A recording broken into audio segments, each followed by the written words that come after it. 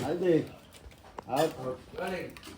Your first line ay pinagpadala na ba ate mo? And 5, 4, 3, 2! Action! Padala na ba ate mo? Naman, kakauwi pa lang talaga ni ate. Kakalis. Kakalis. And kakalis pa lang. And action! Nagpadala na ba ate mo? Naman, kakalis pa lang talaga ni ate. Pagpahingin niyo naman yung tao. Masyadong madrama yung... Tanda. Kakalis lang ni ate. Wala yung palang. Kakalis lang ni ate. Okay po. And one more. And 5, 4, 3, 2! Nagpadala Action! na ba ate mo? Nagpadala na ba ate Overlap mo? pa. Sorry. One more. And action! Nagpadala na ba ate mo? Naman, kakalis lang ni ate. Pagpahingin niyo naman yung tao. Masyadong magastos yung drama niyo eh.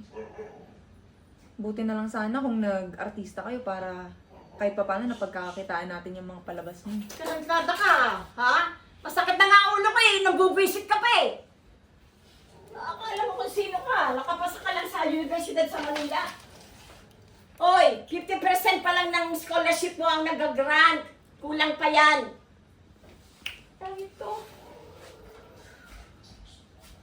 Hoy, bigyan mo nga ako ng 500. Anong gagawin mo sa 500?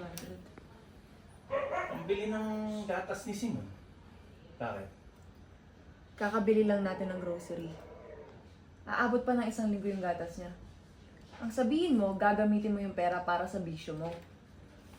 Ang kapal mo ah. Mayabang ka na? Porket ikaw ang may hawak ng pera ng ate mo? Ha? Si Cristel? Ha? Kuya mo ako? Dapat mo ako respetuhin. Respetuhin? Paano kita re-respetuhin? Bukod sa inutil ka, wala ka pang silbi. Simon! Ha? Simon, tigilan mo yan! Diyan ka Hoy! magaling. Hoy! Tigilan mo pati si Ivy! Tigilan mo! Ano ba?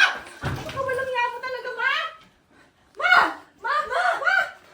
Ma! Ma! Ay, Ma, nako. gising, ma! Ma! Nagdrama na naman. Ma! Ma, gising, ma! Totoo to, kuya! Ma! Ay! Ivy! Tumawag! Eh!